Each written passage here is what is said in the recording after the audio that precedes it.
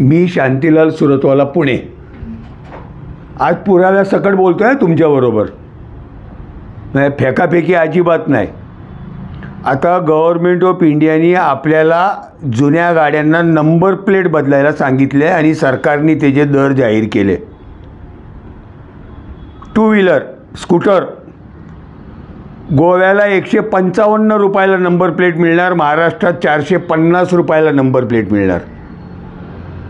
रिक्षा गोव्याला 155 रुपयात number plate मिळणार, महाराष्ट्रात 500 रुपयाला नंबर प्लेट मिळणार.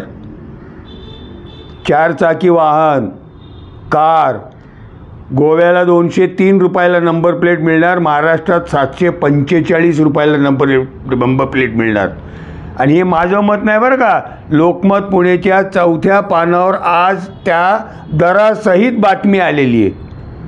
आता मला एक सांगा, गोव्याला मुख्यमंत्री भारतीय जनता पक्षाचे, महाराष्ट्रात मुख्यमंत्री भारतीय जनता पक्षाचे.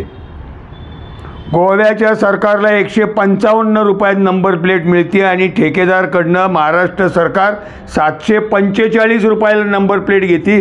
वरच्या पैशाचं काय, कोण खाणार हे पैसे? गोव्याला नंबर प्लेट जो बनवून देतो त्याला टेंडर द्या ना. मी तुम्हाला गेले अनेक दिवस हात जोडून सांगतोय, महाराष्ट्र सरकार श्रीमंत असो किंवा गरीब असो सगळ्यांची लुटालुटी करतायत, आपले पैसे लुटतायत. जरा डोळे उघडे ठेवा. माझी हात जोडून नम्र विनंती आहे, कुठलाही नेता कुठल्याही प्रयागराजला जाऊन आंघोळ करून आला म्हणून मत देऊ नका. एकनाथ शिंदेसुद्धा आंघोळ करून आले आणि इथं हे मुख्यमंत्री आणि 2 उपमुख्यमंत्री मिळून स्कूटरवाल्यांना सुद्धा लुटण्याचा प्रोग्राम बनवतात. थोडे जागे व्हा आणि याची प्रतिक्रिया मुख्यमंत्र्यांना कळवा.